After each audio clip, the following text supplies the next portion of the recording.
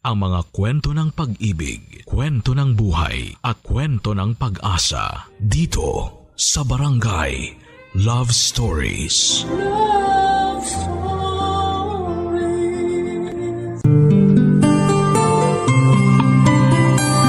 Napagod ka ba?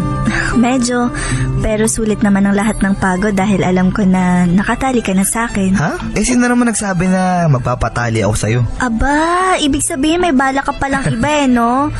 Bakit nagpakasal pa tayo? Oo, iba plano ko. Kasi ang gusto ko, ikaw yung nakatali sa akin para sigurado akong di ka makawala. Ang galing no? After 8 years, tayo talagang binigay ng langit sa isa't isa. Kahit na ang dami nating pinagdaanan na hindi okay, at least hindi tayo nagpatalo, 'di ba? Dahil yun sa'yo, kaya nagpapasalamat talaga ako na ikaw yung babaeng nakilala ko eh. Tigilan mo nga ako. Ang dami mo nga kakilalang ibang babae, kaya nga dahil sa sobrang dami nila, muntik pang hindi mauwi sa kasalan ng relasyon natin eh. Yan ka naman eh. Akala ko ba naman nakaraan na yon? Tapos na. Hindi na natin kailangan pag-usapan. Ikaw kasi. Kasal na nga tayo, binubola mo pa ako. Hindi yun bola, no? Totoo yun. Paano naman kasi?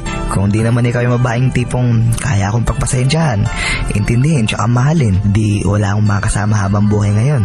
Totoo yun. Dahil kung hindi naman ikaw ang lalaking mamahalin ko, di hindi na ako matututong umunawa. Salamat ha. Salamat din. Salamat dahil tinupad mo yung pangako mo na papakasalan mo ko meron o wala mang laman ng tiyan ko. Sabi ko naman sa'yo, mahal kita eh. Ikaw lang yung ayaw maniwala sa akin minsan eh. Ay, ang sarap pala talaga ng pakiramdam ng kinakasal, no? Alam mo yung hindi maipaliwanag yung pakiramdam? Aminin mo, nakita kita kanina, umiyak ka. Ha? Ako? Umiyak ka kaya. Hindi ko alam kung nagsisisi ka dahil wala ka ng kawala o naiiyak ka dahil masaya ka. Hindi lang kasi makapaniwala na lalagay pala ako sa tahimik na kasama ka. Siguro nga nagsisisi ka, no? Nagsisisi ako, oo. Dahil ginawa ko pa yung mga maling bagay sa'yo dati. Nagsisisi ako kung bakit nasaktan kita dati. Samantalang ang dulo pala natin, tayo din. Alam mo yun, nanghihinayang ako sa mga panahon na nagkatampuhan tayo. Di sana mas marami sana tayong magandang alaala. Hayaan mo na yun. Ang mahalaga, magsimula tayo ngayon. Ibang buhay nang meron tayo. May iba nga pala ako. Medyo marami-rami yung nakuha natin kanina sa money dance ah. Sana kung pwede, wag na muna natin galawin yun. Pondo na lang muna natin sa maiging anak natin. Yun nga rin yung sasabihin ko sa'yo. Itabi natin yon hanggat may pera naman tayong sarili na pwede nating gastusin. At dahil tapos na yung kasalan, at tayong dalawa na lang na dito sa kwarto, ito na yung panahon para, alam mo na. Para matulog tayo dahil pagod tayo pareho. Pero syempre, bago matulog, kailangan mo na magpantok. Di manood tayo ng TV. Di kayo magbasa ng libro. Gusto kong magpapawis eh. Ano, suntukan? Wrestling pala ang gusto mo ah. Pero alam mo, kahit sino sa atin yung mabilangan ng 1, 2, 3, pareho pa rin tayong panalo. Ano pang hinihintay mo? Gusto mo ba may referee pa tayo? Kasi ako, ayoko eh. Nahihiya ako. I love you, be. Mas love kita. Wrestling na tayo, ano?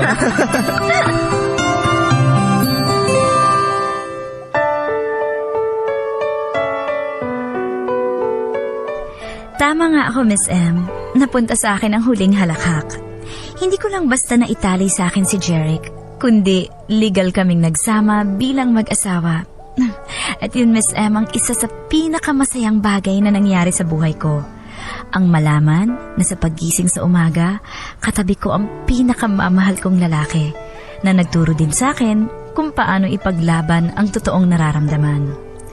Masarap magmahal, Miss M. Napatunayan ko yon lalo na nung magkasama na kami sa iisang bubong.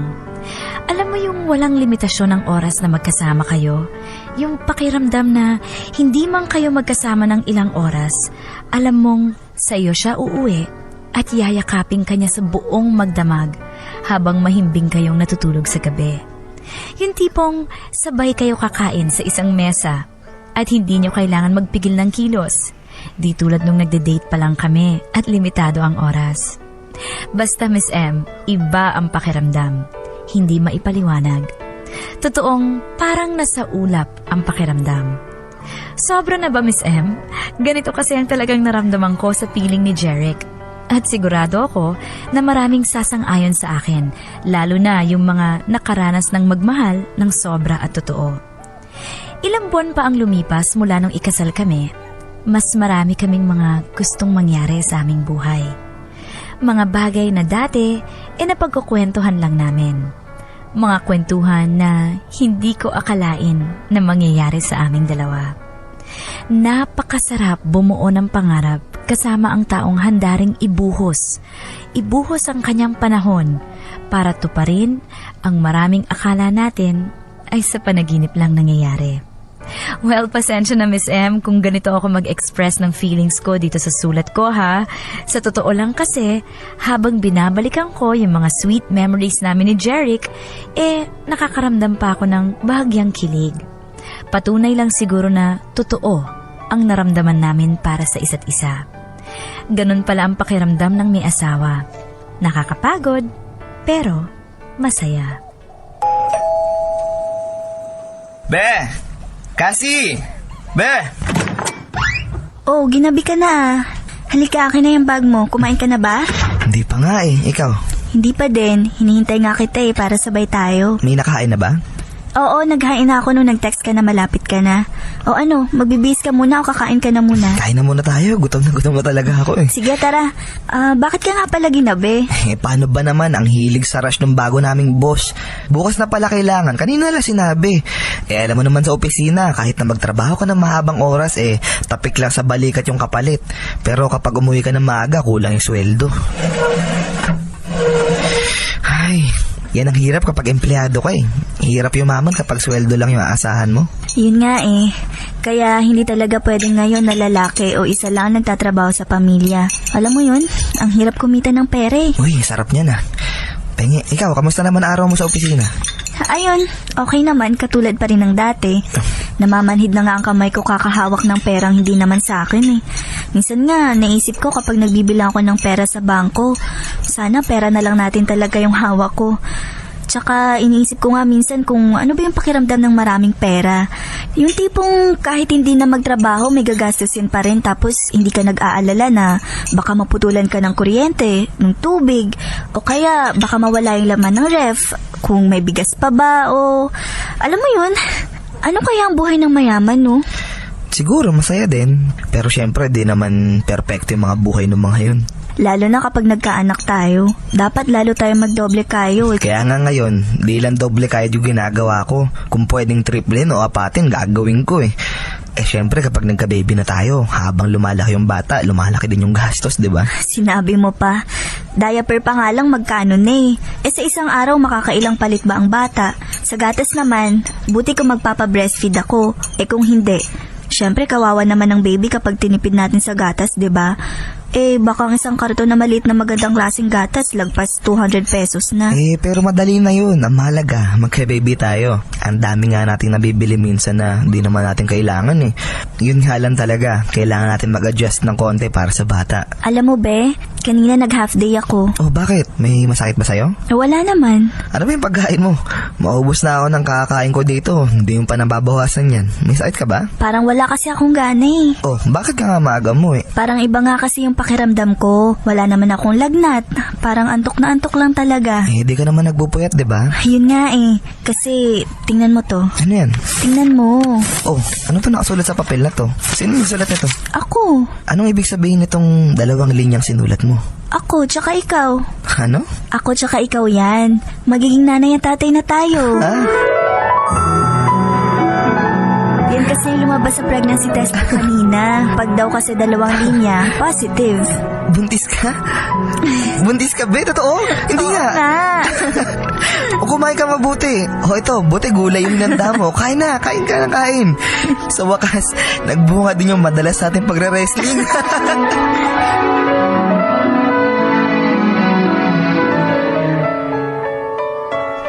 Lahat ng first time, Miss M, unti-unti nang dumarating sa buhay ko at sa buhay namin ni Jeric. Dati, ang saya ko na kaming dalawa lang ang magkasama.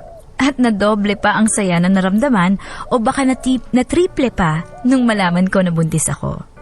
Ang sarap kasing isipin na paglabas ng anak namin, pwede na kaming tawaging pamilya.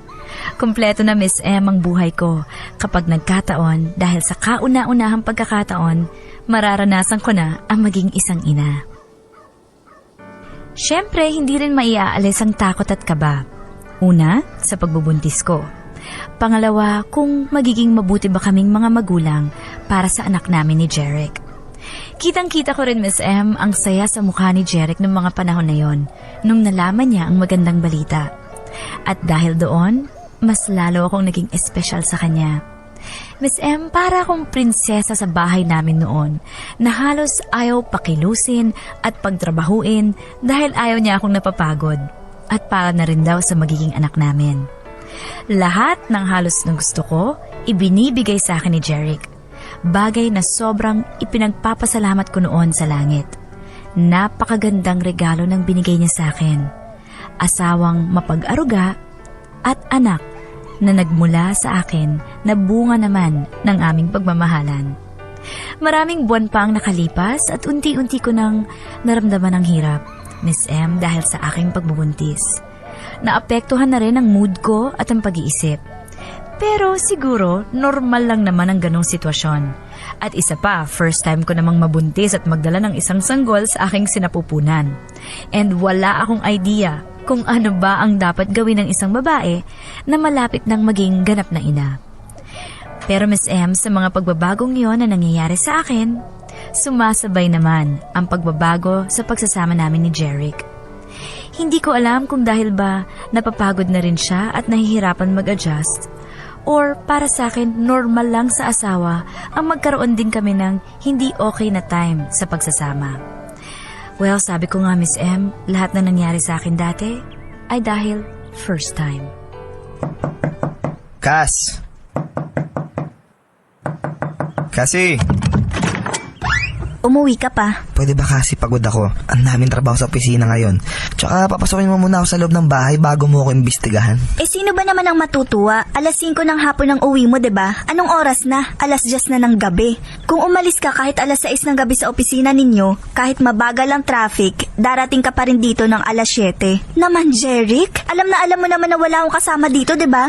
Tsaka tingnan mo naman ang kondisyon ko. Buntis ako, Jeric, buntis. Alam ko, di mo na kailangan sabihin pa sa akin na buntis ka at ipamukha sa akin na mag-isa ka dito sa bahay. Galing ako sa trabaho, kaya nga ako madalas gabihin dahil nag-overtime ako para makadagdag man lang kahit ng konti sa sweldo ko. Para kanino ba tong ginagawa ko? Para sa akin ba to? Hindi kasi. Para sa atin to. Lalo na sa may anak natin. Pagod ako. Hindi naman ako naglalaro sa opisina eh.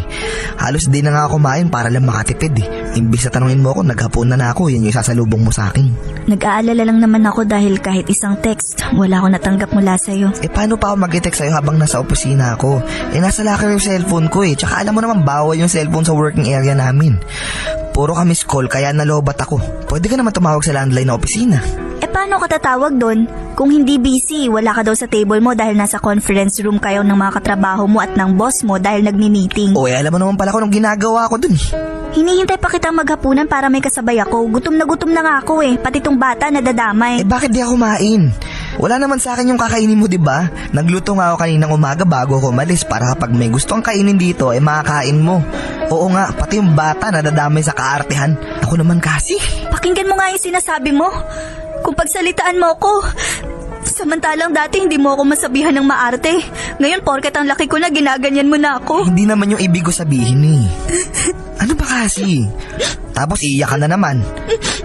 Alam mo naman di makakabuti sa bata yan, di ba? Anong gusto mong gawin ko? Tumawa sa mga sinabi mo? Tama na nga yan. Kumain na tayo, tara na. Kumain ka mag-isa. Nalipasan na ako ng gutom. Kasi naman, wag mo na muna isabay yung ganyan sa sitwasyon mo ngayon. Kawawa yung bata eh. Tara, kumain na tayo dito. Ayoko nga eh. Aray! Bakit? Aray ko, Kasi ang sakit ng tiyan ko. Kaya nga ako tumatawag kanina sa'yo para sabihin na medyo masakit ang tiyan ko eh. Aray! Tara, tayo ka. Dahan-dahan lang. Halika.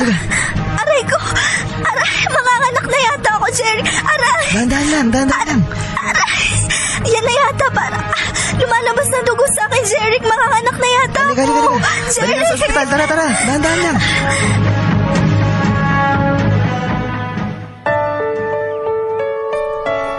Gusto kong lawakan, Miss M, ang utak ko habang nagkakaroon kami ng komprontasyon. Pero hindi ko mapigil ang bibig at sarili ko sa pagsasalita sa kanya.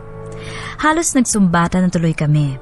At alam kong mahirap din naman ang sitwasyon ni Jeric dahil bukod sa trabaho sa opisina pagdating sa bahay, ako naman ang aasikasuhin niya. Pero siguro naman Miss M, normal lang sa asawang lalaki na asikasuhin ang kanyang buntis na misis. Sumama talaga ang loob ko ng mga oras na yon habang nagtatalo kami. Gusto kong ipamukha sa kanya na hindi biro ang nararamdaman ko sa aking pagbubuntis, na anak din naman niya ang dinadala ko. At ang isang paa ko ang nasa hukay kapag dumating na ang oras na kailangan ko nang ilabas ang bata na nasa sinapupunan ko. Hindi ko nga maintindihan, Miss M, kung manganganak nga ba talaga ako ng mga panahong yon o nadala lang ako sa stress dahil nga sa simpleng pagtatalo namin ni Jeric. Pero kahit ano pa man ang naging dahilan kung bakit ako napaanak, Miss M, masaya pa rin ang naging dulo dahil sa loob ng 6 na buwang paghihintay, nakita na namin ang produkto ng aming pagsasama at pagmamahalan. At first time kong makaramdam ng takot na hindi ko maipaliwanag. Halo-halo na siguro. Takot dahil hindi ko alam kung ligtas ba ang panganganak ko, at takot kung ano ang susunod na mangyayari sa aming pagsasama ni Jeric kapag lumabas na ang aming anak. Lahat ng yun, Miss M, wala akong kahit konting idea. Nakaka-excite na nakakakaba. Pero ang sinabi ko na lang sa sarili ko, mahal ko naman ang aking mag-ama. At sapat na yon siguro para mas maging positibo ko sa mga pwedeng mangyari sa amin. Ang mahalaga, alam ko na sa simula ng ikasal kami ni Jeric, masasabi kong, I finally found someone.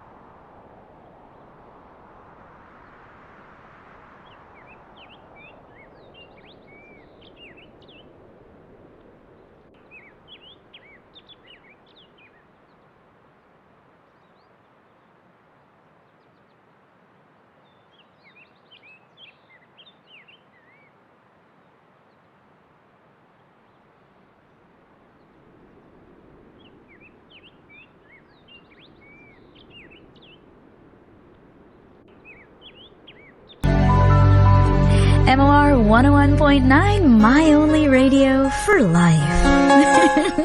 I finally found someone by Bryan Adams and Barbara Streisand. Finally, nahanap ko na siya. Eto na siya. Ito na yung taong mamahalin ko. Eto na. Sure win na.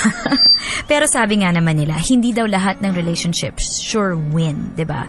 Hindi lahat ng pagsasama aray, ano ba yun? Ano yun? Bakit may humuhuni? Hindi lahat ng pagsasama, alam nating smooth sailing lagi. Laging may ups and downs. Tulad ng kwento ni Cassie sa atin, no? Kasi gano'n naman talaga eh. Miski naman hindi kayo mag-asawa, boyfriend mo pa lang, ano expect mo? Lagi na lang kayong okay? Pero, bago rumiak si Miss M, bago kumigay ng aking tips, eto muna ang text messages at Facebook messages ng ating mga listeners. Sabi dito ni Mel ng Calamba, Laguna, magandang hapon Miss M. Ang ganda naman ng storya. Kakakilig naman. Sana nga malampasan nila ang lahat ng pagsubok na darating sa kanila. Pakibati naman ang mahal ko na sana mabasa ang message ko. Pangit magparamdam ka naman po, hindi ako magpakali sa pangit ang tawag niya. Pangit, magparamdam ka naman po, hindi ako mapakali sa kakaisip sa'yo. Mahal na mahal kita. Coming from Mel. Oh, Mel ng Calamba, binasa ko na yung message mo. Sana magparamdam nga si Pangit. Okay, si Fem ng Barangay Pulido, GMA Cavite, sabi niya, love has its ups and downs, its twists and turns. Love leaves us pain, teaches us until we learn something, and even if it takes us so long, it will always take us to where we belong. Taray! I like this. Love it. Okay, si Arnel, sabi niya magaganda kasi ang kwento ng MOR. Pilit na ginagaya pero hindi naman mapantayan. More power MOR 101.9 for life. Uy, salamat po. Uy, speaking of more power. More power sa mga tindero at tindera, sa mga maret pare ko dyan. Mga Mars, dyan sa Divisoria. Totoo ang chismis. Hindi lang si Miss Emang nagsasabi. Confirmed ko na kanina sa producer kong si Edu. Pag pumunta ka na sa Divisoria Mall o kahit saan dyan sa DV, in fairness sa kanila, halos yung lahat ng mga stall doon. Saan ka? Dear MOR. Lalo na pag weekend. Syempre, dahil namimili ang mga tao, masarap na meron kang sounds at dramang pinakikinggan. Okay. Eto naman, coming from Hailam Episcope. Sabi niya, madami man ang naging hadlang, sana po maging maganda ang at maayos ang pagsasama ninyo. Wala man lang ako sa amin, nakikinig pa rin ako. At wawa naman na nakikinig sa amin, hindi makapakinig kasi wala ako. Ano ba yan? Di utusan mo sila, buksan ang radyo nila. Gandang tanghali Miss M, babati po ang bandingan ng pasaway sa MOR. Jen of Las Piñas, sabi niya, masarap talaga sa pakiramdam pagising mo sa umaga, mukha ng taong mahal mo ang nakikita mo. Pero hindi lang puro saya ang darating sa buhay, sana maging matatag ka sa mga pagsubok na darating sa buhay nyo. At paano daw magpapadala sa inyo ng kwento? Gusto kong i-share yung karanasan ko sa love life. Pwede rin ba dito i-send? Mare, wag mo i-text. Ang haba. Kung gusto niyo po magpadala ng inyong kwento, ang love life ninyo, ang love story niyo, of course, you can email us. Kung mahilig ka na rin lang mag-email, Dear MOR, DEARMOR 1019@yahoo.com. Ayan, pwedeng-pwede. Or, pwede ring sulat kamay. Minsan mas feel, pagka talagang sinusulat mo, hahanap ka ng papel, kuha kang ballpen. At sumulat sa amin sa Dear MOR, care of Miss M, care of Baby Girl Hasmin, or kay DJ Popoy. ABS-CBN Broadcasting Center, Sergeant Esguerra Avenue, corner Mother Ignacia Street, Barangay South Triangle, Diliman, Quezon City. At syempre, babasahin ko rin. Nagtanong kasi ako sa Facebook, sabi ko, kayo ba, paano nyo ba napapatibay ang love life mo with your special someone? Sabi dito ni Iya Saison, sabi niya, simple lang po, Miss M. Trust, time, caring, loving, and commitment. Oh, gusto ko yan. Sabi naman dito ni Kim Sang-ri, Nox, Korean. Para sa akin po siguro, tiwala lang yan sa isa't isa. Dahil ang isang pundasyon sa samahan ang pagtitiwala. Kasi sa amin, Miss M, ang partner ko, kahit anong pagsubok na dumarating, sabay po namin hinaharap. Kaya po siguro going strong pa rin kami.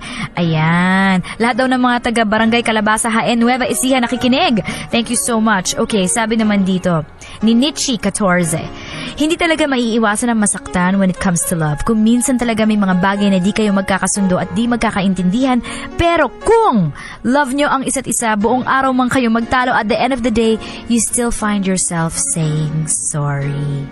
Ayan. Okay, si Andrew Ford, sabi niya, para mapatibay ang isang relationship, kailangan lang ng unawaan, maayos na pasunuran sa isa't isa. Pag ayaw mo at hindi niya gagawin, pag ayaw niya, syempre, wag mo rin gawin. Oh, yun na nga. Correct. Ba't ka pa mangungulit?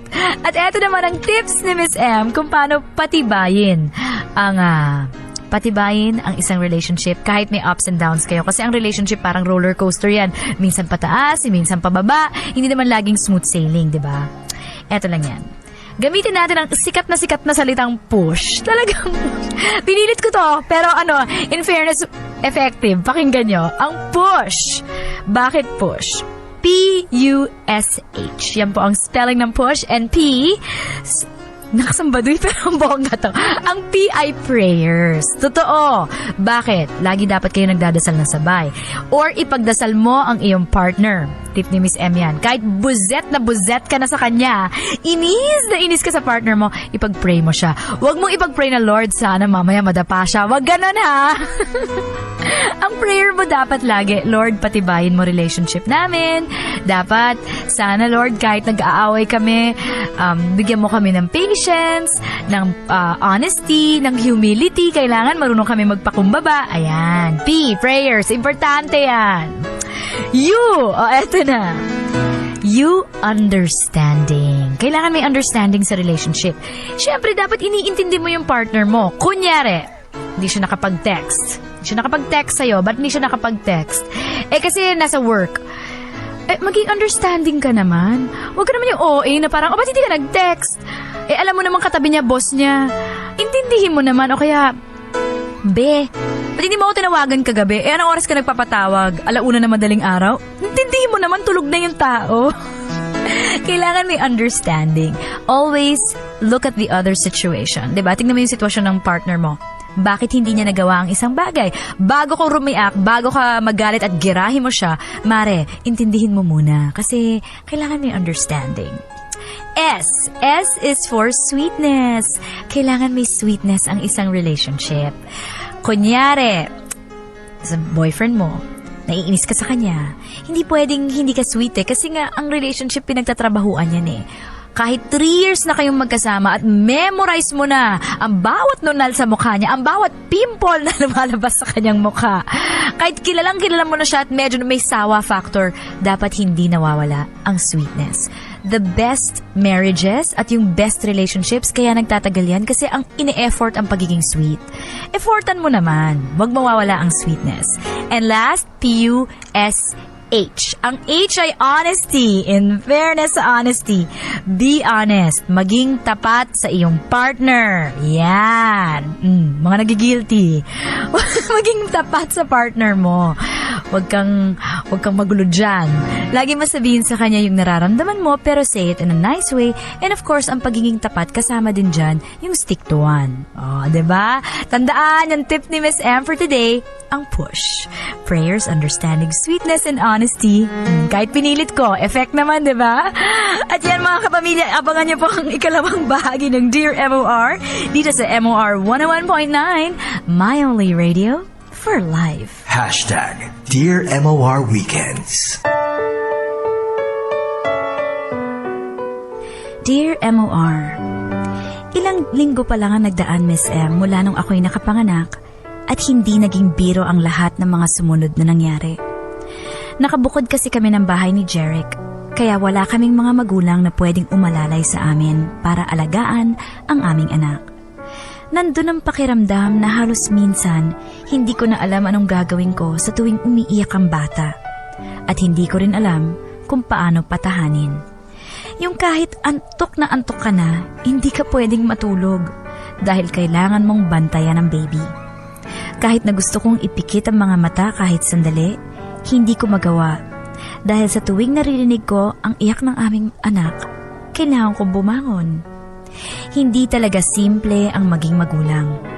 Totoo ngang makakabayad lang tayo ng pagkakautang natin sa ating mga magulang kapag naranasan na nating maging nanay o tatay sa sarili nating anak. Isa pa, naging komplikado ang sitwasyon namin ni Jeric dahil sa pagiging busy ng asawa ko sa trabaho. Kaya madalas, hindi siya nakakatulong sa gabi para alagaan ang anak namin. Kung hindi siya pagod, sa bahay niya ginagawa ang mga trabahong hindi niya natatapos sa opisina. Miss M, pilit ko namang iniintindi si Jeric dahil alam ko namang hindi simple ang sitwasyon niya at busy talaga siya. Pero dumarating lang ako sa puntong naghahanap ng lambing galing kay Jeric. At syempre tao lang naman din ako na napapagod din kahit papaano sa pag-aalaga ng aming anak.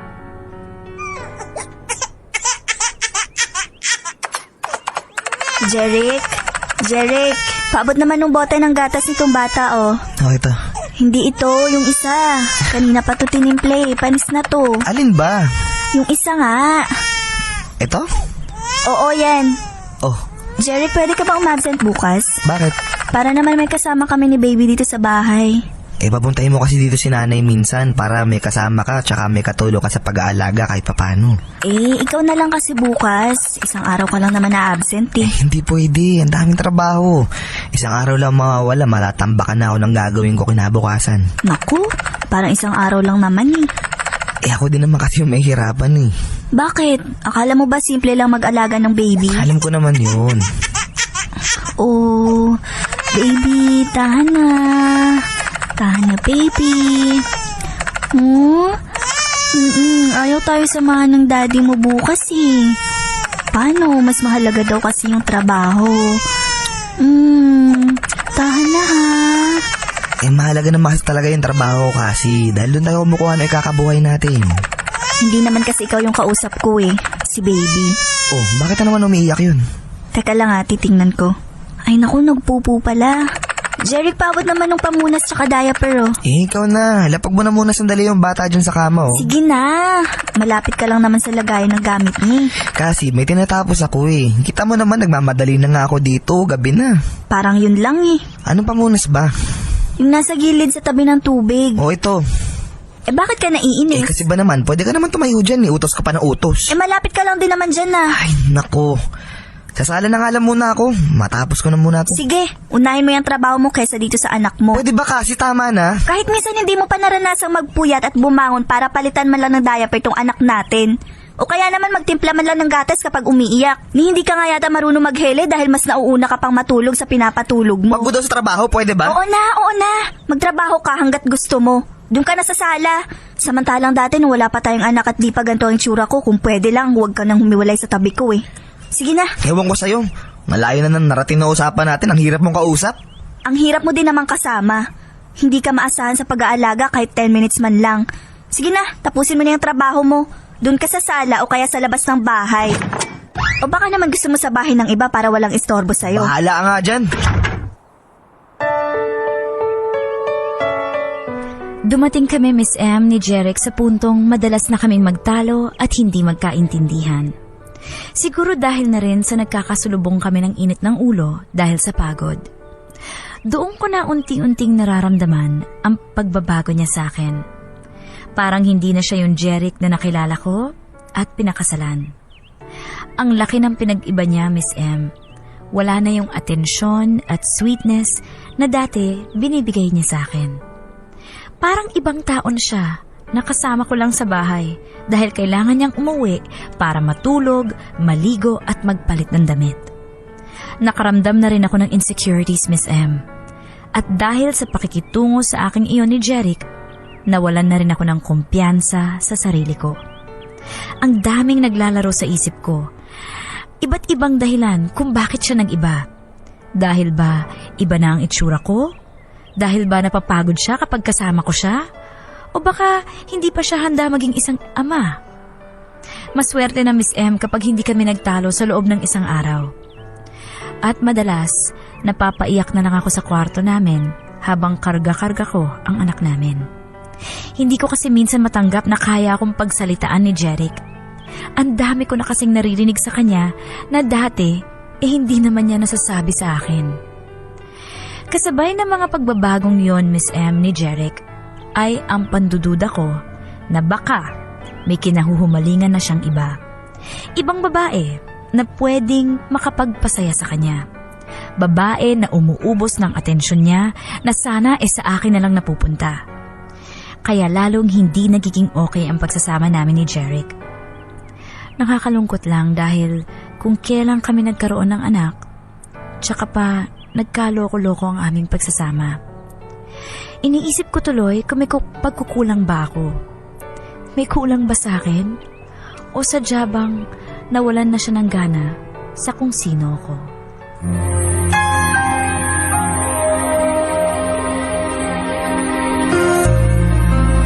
Jeric, mag-usap nga tayo. Yung boses mo natulog yung bata. Kaya ko yan patulugin ulit kahit magising. Ang mahalaga makapag-usap tayo Tungkol ngayon. na naman saan? Ano tungkol saan? Una, ano ba tong bahay natin? Bahay mo ba talaga to o ginagawa mo lang boarding house na uuwi ka lang kung kailan mo gusto? May on-site project kami sa opisina kaya out of town kami lagi. Eh di sige, dahilan mo yan eh. Pangalawa, ano bang tingin mo sa akin? Yaya o asawa? Ano ba namang klaseng tanong yan, Cassie? Matinong tanong. Tanong ng isang asawa na naninibago sa lalaking pinakasalan niya. Sagutin mo nga. Ano ba pinagasabi mo? Anong naninibago ka? Anong nagbago? Naging busy lang naman ako Nagbibigay naman ako ng kailangan dito sa bahay. Lalo na sa anak natin. Yan, diyan ka magaling. Sa katwiran mo na yan. Kaya hindi baling hindi ka maging ama sa gawa at alaga basta makapagbigay ka ng pera. Akala mo sapat na yung ganon, ha? Ano ba kasi? Nakairata na yung bunganga mo Kaya naghanap ka ng ibang babae dahil sawa ka na sa akin. Ano? Anong ano? Ako ang dapat magtanong sa'yo niyan, Jeric. Sino yun at bakit? Ang liit-liit pa nitong anak mo, gumagawa ka na agad ng kalokohan? Ano bang gusto mo? Magkalat ng lahi mo? Magkaroon ng kapatid ang anak mo sa iba na halos kaedad niya? Ano? Ewan ko sa'yo. Yan! Kapag ipit ka na at wala ka nang masagot, ewan ko sa'yo ang isasagot mo sa akin. Alam mo, kung ayaw mo na kaming kasama ng anak mo at kung ayaw mo na sa akin, dahil malayong-malayo na ako sa itsura ng babaeng pinakasalan mo noon, bukas ang pinto, Jeric. Pero itong sasabihin ko sa'yo darating ang araw na kakatok ka ulit sa pintong yan at pagdating ng oras na yon, ako naman na mag-iisip kung pagbubuksan ba kita. Kasi ikaw nagsasabi niyan.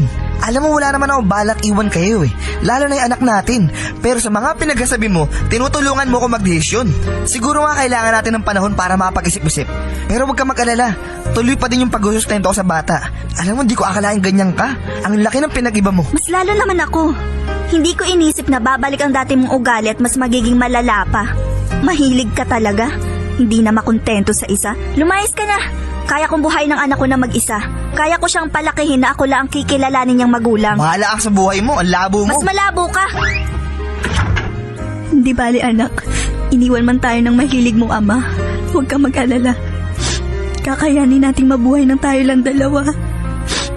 Isang araw, pwedeng bumalik siya. Mahal ko ang papa mo Pero may pride din naman ng mama mo. May pakiramdam din ako. Pero sa ngayon pasensya na, pero ganito muna tayo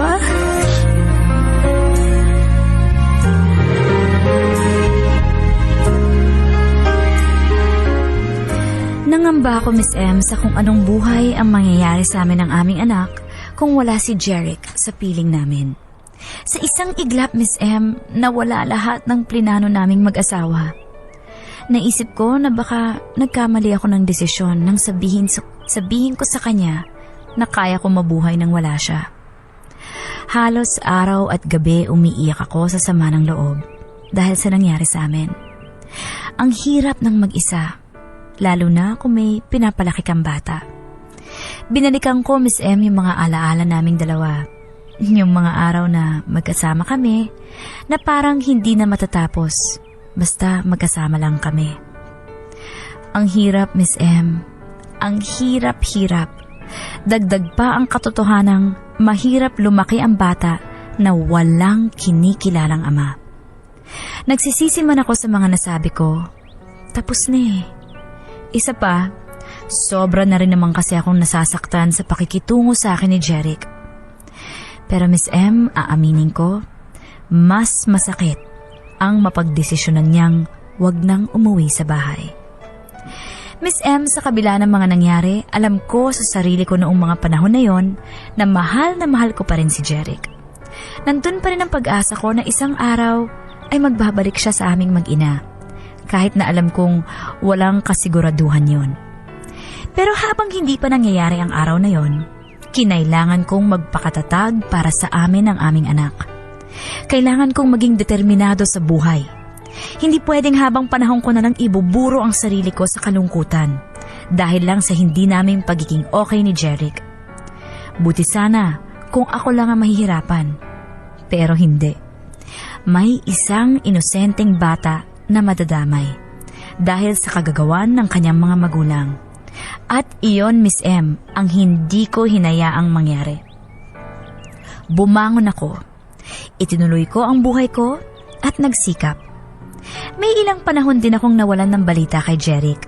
At kung meron man akong masagap na impormasyon, iyon ay hindi kagandahan dahil may ibang bahay na raw siyang inuuwian. Pero ganun pa man, nandun pa rin ang paghihintay ko na isang araw may Jeric na muling darating sa aming mag-ina. Cassie? Jeric? Mukhang dumating din yung araw na sinasabi mo na kakatok ako Ngayon, iniintay ko kung papapasukin mo ako uli. Di lang sa bahay, kundi sa buhay niyo na anak ko.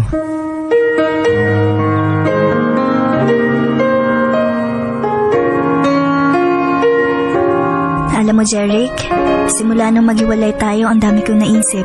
Ang dami kong naalala. Mga alaala nung hindi pa tayo kasal, nung kinasal tayo, at nung nagsama tayo bilang mag-asawa. Naalala ko kung ilang beses mo ako sinabihan ng I love you, kung gaano mo ako kadalas yakapin at halikan. Naalala ko rin yung sinabi mo na gusto mo ako yung nakatali sa'yo para hindi ako makawala. Pero alam mo, yung ginawa mo, ikaw rin naman mismo ang kumalag ng tali sa ating dalawa eh. Pero kahit na kinalag mo ang tali, siguro hindi mo lang namalayan nakakapit pa rin ako sa lubid na yon. Hindi ako bumitiw, Jeric. Kahit ngawit ng kamay ko sa paghahawak, tiniis ko. Mahirap kalimutan ng isang taong mahal mo ng totoo. Sorry Cassie. Na-pressure lang siguro ako. Nadala. Tama ka, ako yung malabo. Kasi nung tumagal, nabulag ako kaya hindi ko nakita yung pagkakaiba ng mali sa tama. Kahit anong gawin ko, Jeric, hindi ko matanggal sa isip ko eh. Lalo na sa puso ko. Hindi lang dahil sa anak natin, kundi dahil yun ang gusto ko. Siguro nabigla lang din ako sa mga sinabi ko noon na pinalayas kita. Pero walang mangyayari kung papairalin ko lagi ang pride. Isa pang pagkakataon kasi, hindi ko nasasayangin yun. Huwag ka nang mangako. Sapat na mga sinabi mo nung kinasal tayo. Sana lang kaya mong gawin. Nasa hirap at ginhawa, tayong dalawang magkasama. Gagawin ko. Handa ka na bang pumasok ulit sa bahay natin? Di lang sa bahay natin, pati sa buhay niyo ng anak natin. Pasok ka. Salamat. Yung bata, natutulog. Kasi sorry talaga. Tama na. Ang mahalaga nandito na ulit tayo. Alam ko namang darating ang araw na to eh. Na isang araw, magiging masaya tayo ulit. Na isang araw, maiisip mo na mahalaga kami ng anak mo. Na isang araw, ngingiti ako at kayo ni baby ang dahilan nun. I love you, babe. Mahal din kita. At di ko na yun kailangang sabihin pa. Sapat na siguro na hinintay ko ang muli pagbalik. Halakhak. Kundi ang totohanang sa kabila ng lahat, ako pa rin ang kanyang pinili na makasama. Dumating ang isang araw na pinakahihintay ko na muli siyang magbalik sa akin. Masakit man at nasaktan man ako ng sobra dahil sa mga nangyari sa aming buhay mag-asawa ni Jeric, mas pinili ko ng kalimutan ng sakit. Kaysa naman mawala ang pamilyang minsan naming pinangarap buuin at natupad. Sa lahat ng hindi okay na nangyari, marami pa rin akong natutunan. Na hindi sa lahat ng panahon ng relationship at pagsasama, magiging masaya. Talagang may dumarating na mga bagay na mahirap labanan, mahirap iwasan. Pero kapag nagpakatatag, maraming malalagpasan. Hindi simple ang buhay may asawa, lalo na at kung first time mong papasok sa ganoong kaseryosong setup. Totoo pala, Miss M, na ang pag-aasawa ay di parang mainit na kanin na kapag isinubo ay iluluwa. Totoong totoo. Ang buhay may asawa ay parang kape sa umaga. Kahit gaano kainit, hahanap-hanapin mo pa rin. Pipilitin mong inumin. Kahit sobrang init, never mong iluluwa. Hihintayin mo lang lumamig ng bahagya. Dahil iyon ang makapagbibigay sa iyo ng satisfaction at ng fulfillment. Miss M, sa bawat luha ay may katapat na saya. Sa bawat pagmamahal, may katumbas na sakit at ligaya. At sa bawat relasyon, may sakripisyo. Dahil kapag natuto kang magtiis, doon mo lang masasabing nagmahal ka pala ng totoo. Sa ngayon, Miss M, masaya kaming magkasama ni Jeric. Kapiling ang aming anak. Kinalimutan na namin ang kung anumang mga nangyari sa nakaraan dahil ang mahalaga ay ang kasalukuyan. At ang mga magagandang bagay na pwede pang mangyari sa aming dalawa para sa kinabukasan. Hindi na uli kami patatalo sa simpleng hindi pagkakaintindihan. Dahil Miss M, ang maliit na gusot lumalaki kapag hinayaan nating mapasok ng husto ang ating pagsasama. Ito lang Miss M at maraming salamat sa panahon at pagkakataon na maging bahagi ng inyong programa. Nagmamahal, kalilimutan ang mga nangyari, gawin mong instrumento para maituwid ang mga mali. Sabi naman ni Kuya Win, hi Kuya Win, ang San Mateo Rizal, share ko lang ulit ang nabasa ko, The Art of Patience is not much about how long one can wait, but it's about how one behaves while waiting. Nax! Ganda niyo naman magbigay ng message. Na-inspire akong pagandahin pa yung mga tips ko. Parang hindi ako malaos sa inyo, no? O, eto. From our listeners, sabi dito, sabi naman nila, Miss M, para sa akin. Ayan.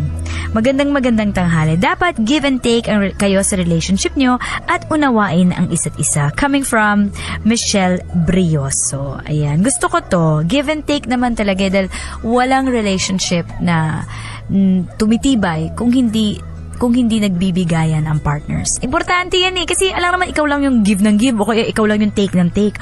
Dapat sakto lang, di ba? Sabi ni Jessa Roca, relate much sa story, Miss M. Ang pag-aasawa masarap lang sa una pero pag tumagal na, nakakasawa na. Ano ba, Jessa? Lalo na pag lumabas na ang totoong ugali ng isa't isa. Jessa, sana hindi ka magsawa. Sana patibayin nyo. Push nyo yan. Okay, sabi dito ni Renan Galapate, ang ganda po ng kwento nyo. Inaabangan ko po yung part 2 narinig na niya. Pakibati po yung kawork ko sa mga lahat ng Estelman kay Kuya Randay. Ayan, thanks so much for tuning in. Sabi ni Lorcy Mendez, napapatibay namin yung relationship namin kahit malayo kami, long distance relationship kami dahil sa trust, love, understanding. Masaya po kami ngayon ng partner ko. Well, ito po ang masasabi ni Miss M. In any relationship, it takes work. Ang relationship, tinatrabaho yan. Hindi yan parang wala lang kayo na o di ganun na lang. Hindi trabaho yan paghihirapan nyo yan. Kumbaga, mag-i-invest kayo ng oras, ng panahon para pagandahin at palakasin ang inyong pagsasama. Yun lang yon, mga Mars. At yun ang secret ingredient. Kailangan trabahuin mo yung relationship mo. Hindi pwedeng ganun-ganun lang kasi nga, kung hahayaan mo na masaktan ka dahil may ginawa partner mo tapos magagalit ka, hindi ka magiging understanding, di anong ending nun? Kailangan sa bawat na ginagawa natin sa isang relationship, pinatitibay po natin at pinaghihirapan. I-push nyo ng bonggang-bongga. At kung kayo po ay merong love story that you want to hear here on Dear MOR, you can always email us, dearmor1019@yahoo.com. Ulitin natin yan, dearmor1019@yahoo.com. You can also write us. Sulatan niyo po kami sa ABS-CBN Broadcasting Center, Sergeant Esguerra Avenue, corner Mother Ignacia Street, Barangay South Triangle, Diliman, Quezon City. Ayan. Yan po ang addresses na kung saan isulat nyo lang po ang inyong love story, ang kwento ng inyong buhay kung gusto nyong marinig dito sa Dear MOR. Kung gusto nyong marinig dito sa Dear MOR. Kung gusto nyong marinig dito sa Dear MOR. Oh babe, wala ka na ba nakalimutan na dalhin? Wala naman na babe. Okay na lahat. Mabuti naman. Ayan, ako sa babe ka. Namimiss kita. Nako, ikaw talaga. Mamimiss din kita. Babe, salamat Para sa naman? kasi babe, ikaw pa tong sumagot sa pamasahe para lang makauwi ako sa Davao. Wala yun, no? Saka para makasama mo na din yung mga magulang mo. Alam ko naman na miss ka na rin nila. Ay, kung pwede nga lang kita isama Trabaho kasi ako, baby. Di bale, baka sa susunod na uwi mo, makasama na rin ako sa'yo. Sana nga. Ay nako, matagal-tagal din kitang hindi makikita. May miss talaga kita ng sobra. Lalo na yung kapilyuhan at kagapuhan mo. Ano ba, babe? Total, maya-maya pa naman yung flight mo. May oras pa naman tayo. Sus, ikaw talaga. Sige na, babe. Please? Oo na, matitiis ba naman kita? Siyempre naman, payag ako. Ayos. Ikaw talaga, kahit kailan ka. Calling all passengers of flight 784 going to San Francisco, please proceed to gate 7. Calling all passengers of flight 784 going to San Francisco, please proceed to gate 7. Oh, babe. Mag-iingat ka, ha? Oo naman, ikaw din ha. I love you, babe. Bye. Bye.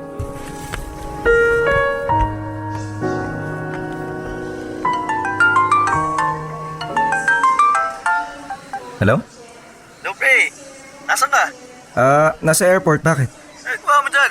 Hinatid ko kasi si Maris eh. Uuwi kasi siya sa kanila sa Davao eh. Ganun ba? May gagawin ka ba? Wala naman. Ba, ayos. Tama. Baka sa amin, shot tayo. O sige pre, papunta na ako. Bisa mo, ha? May susunduin pa tayo. Ha? Sino naman? Pupunta ka na dito. Malalaman mo rin mamaya. Oo na, papunta na. Sige, bye. Takis na lang. Sige. Pre, sino ba kasi susunduin natin dito? Mga kainuman natin na chicks. Kaya lang, bata pa yan. Ha? Anong bata? 16 years old pa lang siya. Okay naman. Seryoso ka ba? Oo! Ang mga kulit na ito eh. Ito na pala tayo sa kanila. Ella? Ella? Ella? Oh, ba't ngayon lang kayo? Kanina ko pa kayo hinihintay eh. O, tara na. Nga pala. Tropa ko nga pala. Ella si Troy. Troy si Ella. Hello? Hi. Oh, ba't naman ganyan yung tingin mo sa akin? Kasi... ang ganda mo pala. Sus, bolero. Mabuti pa, tara na. Uminom na tayo. Mabuti pa nga. Hoy, pre, tara na. Susunduin pa natin yung iba eh. Uy, natameme ka dyan. Tara na. Sorry sige, tara na. Popoy at Asmin, ang ganda talaga ni Ella at kahit sinong lalaki ay matutulala at maakit sa kanya kapag nakita siya. Yun nga lang, 16 years old pa lang siya, minor de edad pa. Ako naman 21 anyos na nung panahon na yun. Aminin ko habang nagiinuman kami ay hindi maalis ang tingin ko kay Ella. At sa palagay ko nga, na love at first sight na ako sa kanya. Kahit na alam kong mali dahil may girlfriend na ako at bata pa siya. Pero talagang tinamaan na yata ako agad sa kanya at nagpakilala ako sa kanya bilang single. Matapos ang gabing yun, naglakas loob akong yayain siyang magkita ulit kami sa birthday ko. Oo, niyaya ko siya at nagkita nga ulit kami at nag-inuman. Nalasing at nag-check-in kami sa motel. Mabuti na lamang dahil hindi nahalata na minor de edad lang siya kaya nakapasok kami. At doon na nga may nangyari sa aming dalawa ni Ella at naulit pa yon ng sumunod na araw. At dahil sa kaka-endo ko pa lamang sa trabaho ay nagpasya akong sorpresahin si Maris at dumalaw sa kanila sa Davao.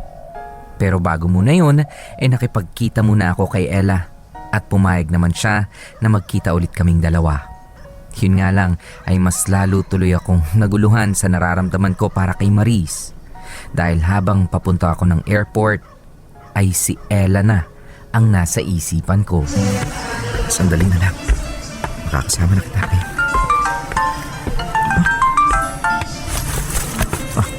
Hello, Ken. Patawag ka. Ay, ikaw, ha? Salo pa, ha?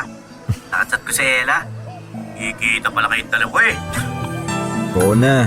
Gano'n naman ngayon? Lang, may balita lang naman ako. Ito naman kasi, pre. Hindi ka na nagkikwento sa akin. Saan na tayo mag-uusap, pare? Nasa airport ako. Ha? Ano naman ginagawa mo dyan? Bakit uuwi na ba si Maris? Di pa, pre. Susundan ko lang siya doon. Susurpresahin ko. Medyo namimiss ko na rin kasi. Sus, namimiss daw. Pero may Ella ka na naman. Baka nga maingay dyan, baka mamaya may makarinig sa'yo eh. Sige na, saka na tayo mag-usap, baka mamaya maiwan pa ako ng aeroplano dahil sa'yo. Sige na. Ingat, pre. Happy trip. Sige, salamat, bye. Smoso talaga yung loko na yun. Kailan talaga. Nandito na sa wakas. Teka, 256 Mabini Street. Ito nga yung address nila, Maris. Sana naman tama ako. Tao po! Magandang araw po. Oh, iyo. Sino ka ba? Anong kailangan mo? Dito po ba nakatira si Maris? Oo, bakit? Anong kailangan mo sa kanya? Ako po si Troy. Ako po yung... Ano? Tay, kakain na po. Teka, Troy? Babe? Maris, sino ba siya? Babe! Anong ginagawa mo dito? Tay, siya po si Troy. Siya po yung boyfriend ko. Troy? Ikaw pala yun, iho. Pasensya ka na, hindi kita gaano namukhaan. Medyo, hindi ko na kasi tanda yung picture mo na pinakita ni Maris sa akin eh. Ayos lang po. Mano po? Kawa ka na, Diyos. Sige na, maiwan ko muna kayo dyan, ha? Babe, bakit ka nandito? Hindi ka man lang nagsabi na pupunta ka. Namiss kasi kita eh. Hindi ko na sinabi sa'yo na pupunta ako kasi gusto kong sorpresahin kita. Naku ha, ikaw talaga babe. Buti na lang hindi ka naligaw. Paano ako maliligaw? Di ba nga ilang beses kong tinanong sa'yo noon? Saka nung nagka-chat tayo kung paano pumunta sa inyo? Kaya naman pala tanong ka ng tanong eh. Akala ko nga nahalata mo na pupunta ako sa inyo eh. Buti na lang hindi mo naisip kung hindi wala na surprise. Oo nga, buti na lang hindi ko talaga naisip yun. Ikaw ha, pinakilig mo naman ako babe. Ang saya-saya ko talaga babe na dumating ka. Hindi naman masayang-masaya ako na sa wakas nakita din kita. Namiss kaya kita. Ako din naman namiss din kita eh. Tara babe, dun tayo sa loob. Ipapakilala kita kila nanay at sa mga kapatid ko. Sige babe. Popoy at Asmin, ipinakilala ko ni Maris sa pamilya niya at masayang-masaya naman ako dahil nagustuhan nila ako. 3 weeks akong nagstay sa Davao. Pero kahit na nandun na ako, si Ella pa rin ang laman ng isipan ko. Ang alam ni Ella ay nasa Palawan ako para magbakasyon lang. Minabuti kong huwag sabihin sa kanya na nasa Davao ako dahil baka magtanong siya kay Ken at mabuko nga ako. Kahit na magkalayo kami, ay lagi ko pa rin siyang itinetext at minsan ay nag-online ako sa computer shop para lang makausap siya kapag may pagkakataong abala si Maris sa mga gawaing bahay. Mabilis na natapos ang 3 linggo at kinailangan kong bumalik sa Maynila. At pagdating ko ay nakipagkita agad ako kay Ella.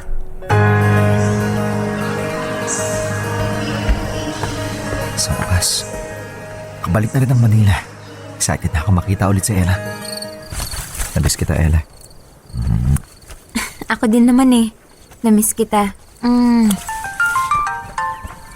Teka, may tumatawag yata sa'yo. Po naman. Oh, bakit pinatay mo yung phone?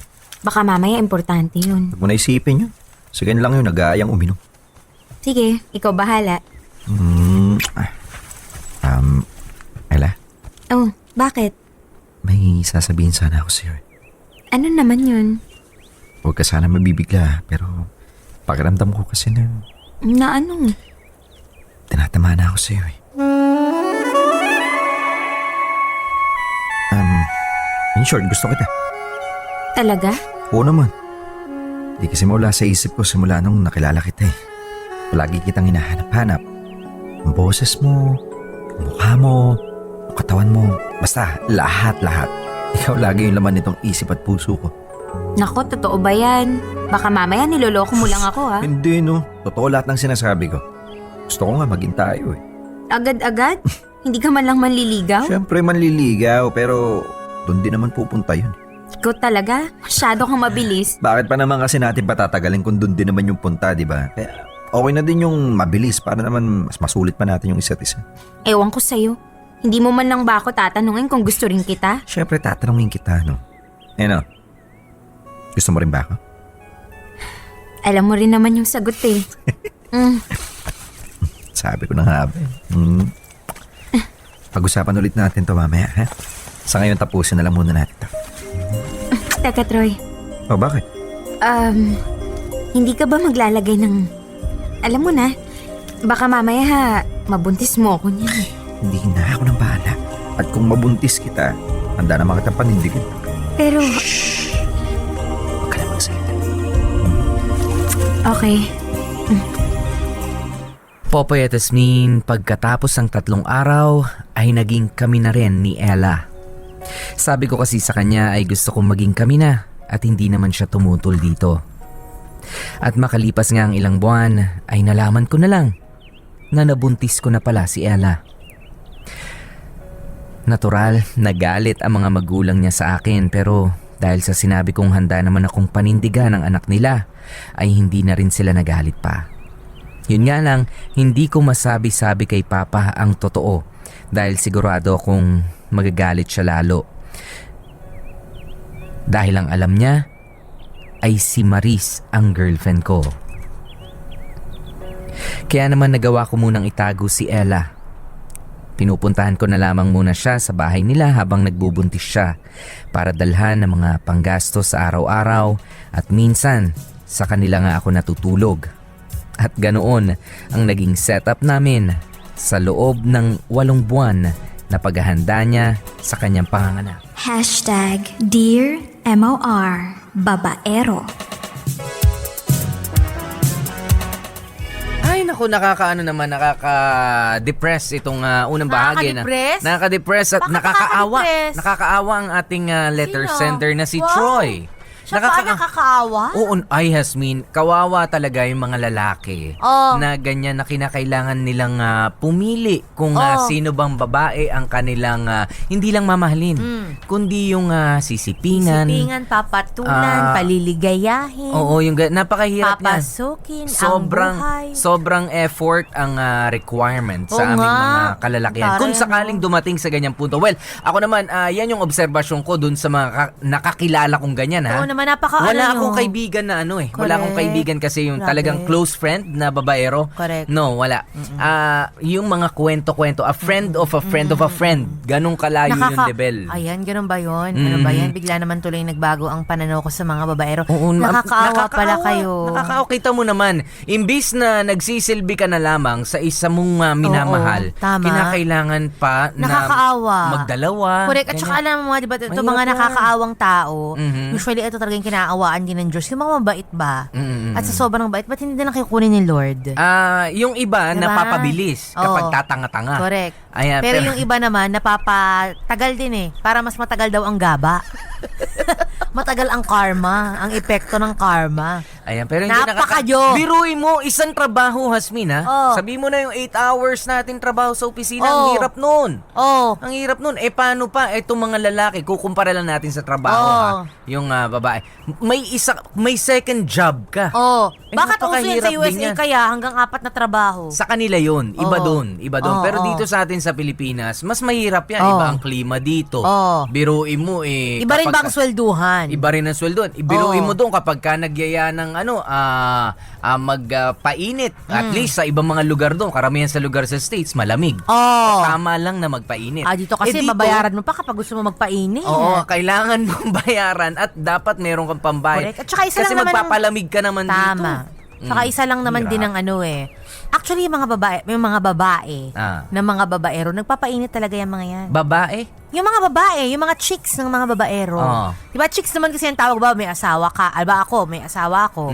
Tapos ng babae siya. Ang tawag nung asawa ko sa babae niya, chicks. Diba? Chicks. Kabet, chicks. Okay. Diba? In fairness, iba talaga yun. Yung iba, hindi kabit. Oh.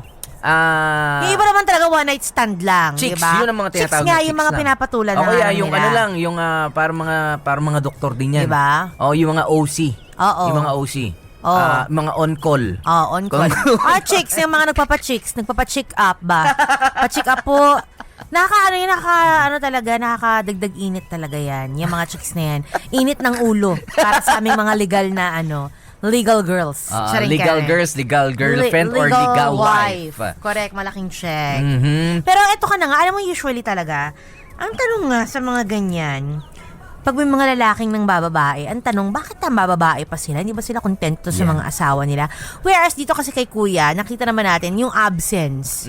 Yung absence niya ng kanyang Maris. asawa ni Maris. Yun ang nag-udyok talaga sa kanya. Girlfriend yun Ha? Girlfriend si Maris. Girlfriend niya. O yung absence ng girlfriend niya na si Maris, yun ang nag-udyok sa kanya para, ayan nga, mambabae. Yan, pero ano yung absences mean?